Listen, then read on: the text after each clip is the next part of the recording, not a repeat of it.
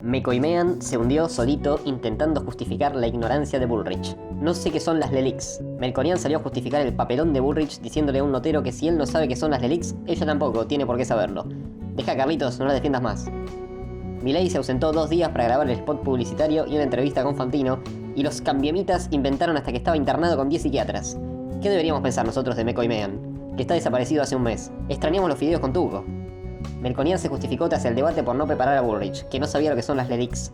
Eso no lo debate un presidente, es más técnica, es una pregunta fuera de lugar.